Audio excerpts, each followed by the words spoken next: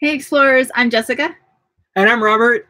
And today on Exploring the Local Life, we're actually going to talk about how we make money on the road. I know in the past, we've done several videos about different ways that people can and do make money on the road, but for the most part, we haven't really focused, I think, on what we've done ourselves and how we fund our travels. Yeah, it's a matter of a combination of things. And, you know, like a lot of folks, we have to hustle on a monthly basis to make things happen. And usually Jessica here is the one doing all the hard work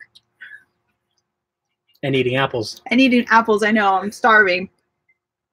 And it was like, you know, we're in Colorado, so I'm still like, okay, well, 9 o'clock Eastern is 7 o'clock Mountain Time. Oh my gosh, we have to make a video like now. So here we are. But anyway, I am a remote contractor for the government, and I have been doing that now for almost 10 years. I started on site, and then about 3 years in, I moved it to a remote position.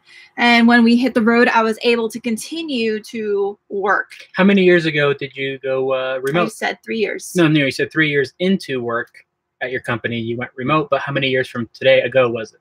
Oh, 4 years ago. Wait, that only adds up to 7. 7 years ago, Jessica started working remotely from home. Yes. So let me start this over for Jessica. So Jessica was working the corporate job, quality assurance, for a certain government agency as a contractor. And then after 3 years, you know, Daniel was 3 years old. Nadia was coming. She was due. And Jessica was totally hating the idea, and we were hating the idea of commuting to work, coming back, taking care of the kids, not being with the kids for hours and hours and hours. And so one day being exactly 2 weeks before she was due to report back to work, Jessica was like, Robert, I don't want to go back to work. I love my job, but this sucks. I don't want to commute. It's a horrible commute. It could be anywhere from 45 minutes at 2 in the morning if you're commuting to work at 2 in the morning, or 2.5 hours if traffic was bad. So we got together, and I said, Jessica, if you really want to do this, you got to get together and put all the things that you can do for your company and your team, but do it remotely from home. Right. And, you know, this is something, sorry, I need to find my notes. I had it open and then I removed the notebook thinking that we weren't going to need them. But as far as like, if you're interested in making your job remote, right? Let's say you have an office job. If it's something that you have never done any type of remote work, like there aren't even any telework days or anything like that, it might be a little bit more difficult versus if you work somewhere already that has at least, you know, like if you're sick, you can work from home, or, you know, or they have just the availability to work from home. It's a lot easier. But biggest thing is that you want to show your company that the tasks that you do can be performed from home. So you want to have that list, and that is whether they have like 1 telework allowed per week, or whether they don't allow any, or they haven't done it yet. So that way you can show like, hey, you know, I can join meetings via telephone. All the stuff that I'm doing anyway is all communication via email. I'm accessing, you know, Excel spreadsheets or whatever you're doing. If those are all things that you're doing on the computer, and you're not really doing other things, like if you're not working in a lab, or if you're not, I don't know, doing things that are physically, that you have to physically be in the building for. If they are those things, and see if you can carve out more things that are more computer related and bring that to their attention. And also all the scuzzy things that nobody in the office likes to do. Yeah. You know, show them, hey, I can take care of all the scuzzy stuff that everybody hates to do, the really, really boring reports. Mm-hmm. You can take that off their hands. And another key is, on top of all these things, you have to show them how you are held accountable. They can see that if you don't perform XYZ report, other people can't do their work. And if you're not getting it done, it's going to be very obvious. So you have to give your manager a couple things. The ability for them to prove to their managers that, hey, Jessica can work from home. She can do all these tasks, save us a cubicle's worth of space because we're all running out of space, and show how we can show that Jessica is actually going to get the work done. And if she doesn't get the work done, she's out. So, you know, you have to put a case together. Imagine if you or have somebody working for you that wants to work remotely, what would you require from them? So if you are thinking of, gosh, I can do all this stuff at home, well, don't just say, hey, I want to work from home. It's not going to work. You have to make a case. Think of it like a legal case. Bring your evidence, bring what you can do for the team, bring how you will be accountable. And not to mention, you can be saying, and we're being green because we're working from home. Some companies really go for that stuff. Yeah, and they can write it in their own reports, like, oh, we have X amount of employees that work remotely. Or if you're the first, you can help them with this program, like setting it up, because it is a cost savings for the company if they don't have to have a certain size building, because most of their staff is working from home. Where I was working, there was always an issue with space. There aren't enough parking spaces. There aren't even enough like cubicle spaces for all the people that work there, which is ridiculous, but the truth. When you have growth, it can be difficult to be like, well, also you don't have to worry about a cubicle for me. You don't have to worry about parking. Like, it's not even a thing. And for me, I never actually use my own computer for it. So they didn't even have to like purchase that. So there was a cost savings, and they don't have to provide me with any equipment other than the ability to remote into the company to get my work done. Now, not all companies will be that flexible. Some of them will say, you will use our computer on our system. That's fine. That's fine. Be flexible, you know, and if they don't come to you right away and come back immediately and say, yes, we're going to do it, everything you suggest, be flexible. It may take some time to make things happen.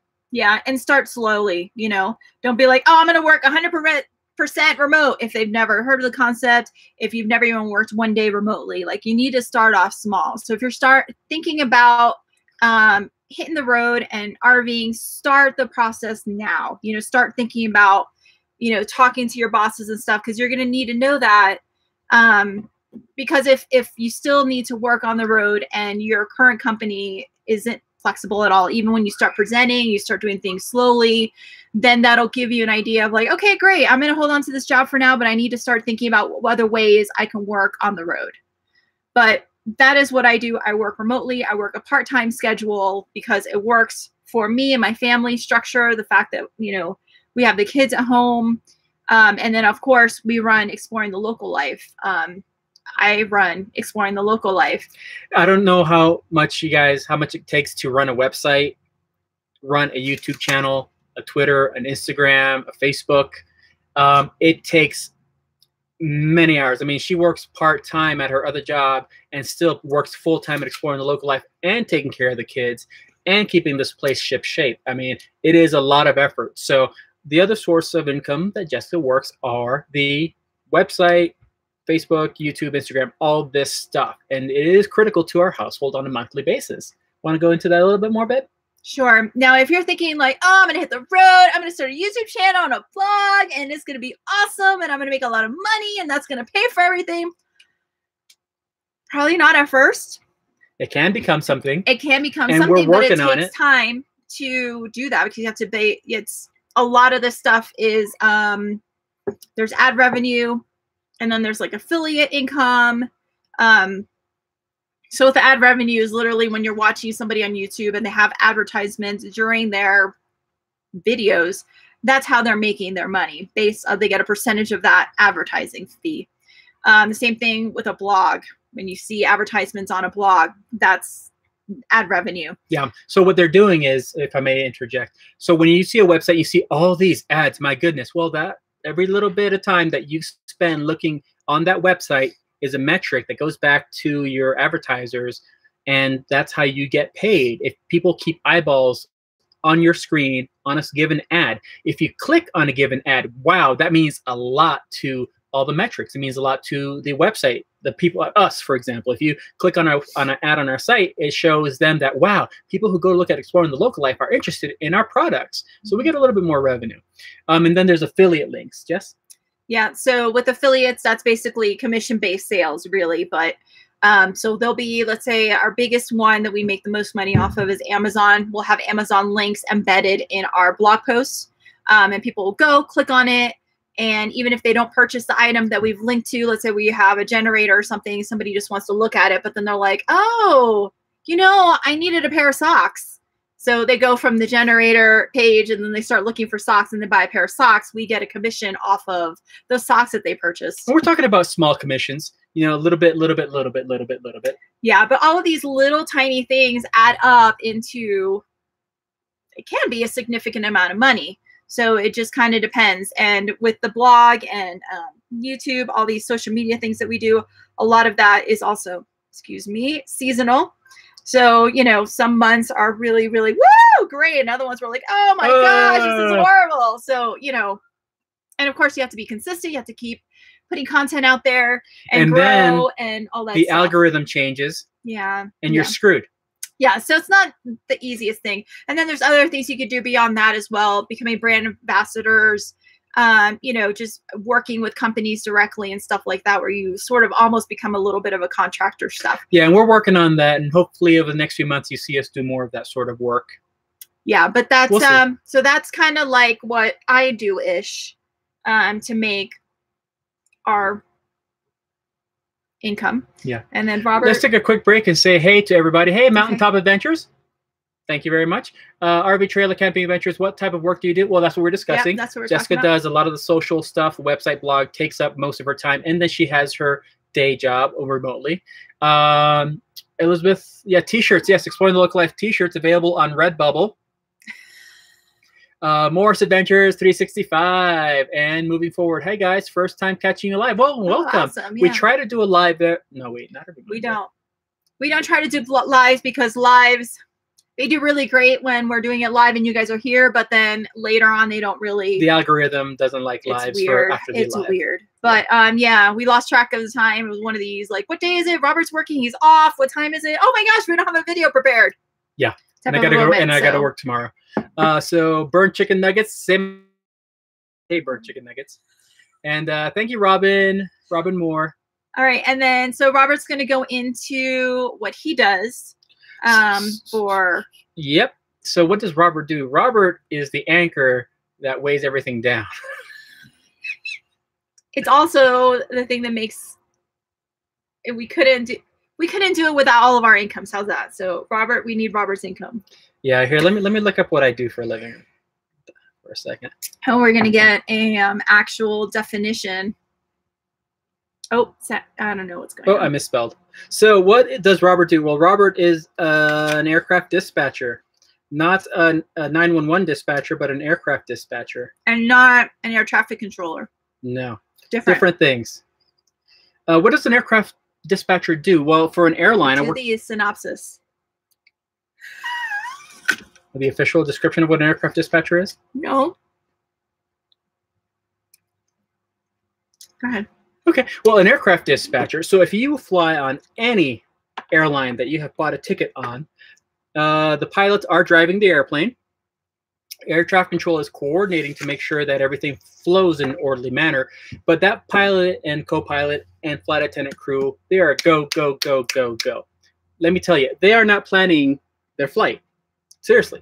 The pilot is not going over the charts on his computer or on a screen or on a board and say, all right, from Orlando to LaGuardia, we're going to take off and we're going to go on this departure at this many feet. But no, they're too busy. They're flying the airplane. So what the dispatcher does and is responsible for the pre-flight planning, en route flight following, and keeping the crew aware of any significant weather, navigational facilities that may be inoperative, and everything having to do with the airplane. So the dispatcher, in effect, is the crew member on the ground that you never see. A dispatcher actually has a license from the FAA. It's called an airman certificate because dispatchers go through some of the same training that pilots go through. We take the same airline transport pilot test, well, derived from the same questions from their test, except it's the dispatcher test. So we are trained in aviation, weather, NOTAMs, which are notices to airmen, and all that sort of stuff. So how many flights does a dispatcher look after in a given day? Depending on your airline, the regionals, dispatchers, they have a lot of work they do. They get dumped on a lot. So these little small airplanes that you might fly on, their dispatchers are underpaid and overworked. So they may be seeing something like 50 to 60 flights that they oversee. At a major airline, a larger airline, I work for a small major airline. My dispatchers may see anywhere from 25 to 40 flights that they're responsible for. Flight planning, flight following, advising the crew of any situations. If there is a medical situation on board, such as a passenger is feeling faint, feeling sick, the flight crew initiates a patch with a doctor that we have, and then the dispatchers, we're listening in on those phone calls, and we're coordinating. Do we need ambulance to meet the airplane? Do we need to divert that airplane immediately and land? So the pilot says, crap, we got to land right now. Somebody's having a situation in the back. We say, all right, Captain, you're coming up on Knoxville, Tennessee. Head on into Knoxville. We're going to have ambulances waiting for you there. We're calling ahead. So the dispatcher is really coordinating the entire flight, the pre-flight planning, how much fuel does it take to get there, what route, what altitude, is there turbulence, are there storms, are navigational facilities closed, and if there's a problem with air traffic control, then we also take care of it, and we work in the middle with that. So a lot of flight planning, flight following, resolving problems on the spot, that sort of thing. Now, Robert, I have a question for you. Please, what is your question, Jessica? Is your job location independent? My job is not location independent. But wait a minute, how are you able to travel and RV full time if you? Well, most of your jobs, since we work 10-hour shifts, we are able to work, a schedule like 4 days on and 3 days off. Or in my case, 4 days on, 4 days off, 4 days on, 2 days. Wait, I did that wrong. Is it 4 on? Yeah. 4 on, 4 off, 4 on, 2 off. 4, 4, 4, 2. 4, 4, 4, 2. Right? Right. So it lets us adventure on my days off. Yeah. And then he could also like take his vacation days and kind of group them all together, or depending on flexibility of the company or other dispatchers, he may be able to swap shifts, do things, cover different things, and make it so that he's not missing out on any work and we have more time to travel. Exactly. Or crazier, like we did last year, where he was able to position me different places for 7 months and fly back and forth or drive back and forth so that I gave her a nose flare so that I could travel with the kids. And he did too. So yeah, it was great. It was a lot of fun. It was exhausting, but a lot of fun. Yeah, and it was hard being without him. But sometimes it gets really hard being at the campground. We have one vehicle, and if I'm here all day, all the time, then I get a little. Did you respond to Fernando asking about the coffee cups? I did right here. Hey, Fernando, we love you. Yeah. Say hi to Nicole for me. So anyway, that is kind of with probably more detail than you were interested in, maybe, or not.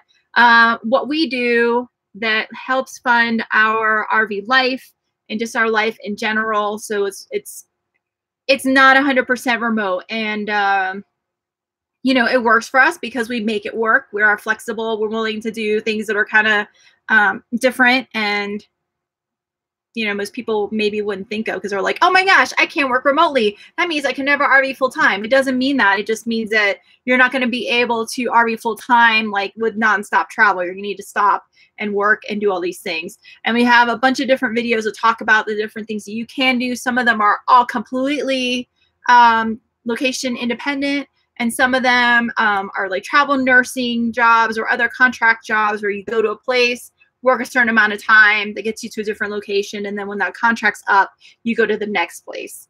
So it's contract based, but you are working and you are going to a building, but only for a short period of time before you move on to another location. So there's different ways to do it. It's just kind of what you're willing to do, what would work for your family, what would work for the amount of money that you need, and things like that. Yeah. So do we need to address any other questions here? How large of a team do you work with? How large is your team? For me, oh my gosh, it's kind of I work for a contractor that employs 20,000 plus people. I work at a facility that has about 4,000 to 5,000 people. My specific team that I work with is just like 4 of us. Okay. My team, we have now 24 dispatchers. 5 of us are new. Our airline operates 100 destinations, and we have about 85 airplanes. And our airline also flies our airplanes per day more hours than any other airline in the United States, which I had no idea. But let me tell you, at 2 in the morning, we have like 5 dispatchers on. Yeah. So it's like nonstop, which is pretty cool. But anyway, so yeah. Linda's asking where your dispatcher at, DIA? I dispatch for an airline that is based in Denver, and we have animals on the tails of our airplanes, and they're really cool. I went jump seating on Peachy the fox. a week and a half ago. Let's see. Hey, Linda Murray. Yeah, well, she said hi, and but yeah. So John Chalker, hi guys. John from Waterbury, Connecticut. Are you doing? Hey, we're doing great. All right, awesome. RV is ending so hard. Yeah. All right. Well, that's pretty much what we do and how we fund everything. If you have any questions or comments, leave them down below, and we will address those later. And yeah, thanks. If you're not subscribed, please hit the bell for notifications and to become a new subscriber. Thank you. Thank you. And we have a couple dispatchers that joined us from Minneapolis, Endeavor, and the other one there. Okay. All right, guys. Love you all. Bye. Thank you. See ya. Ending now. Bye. Bye.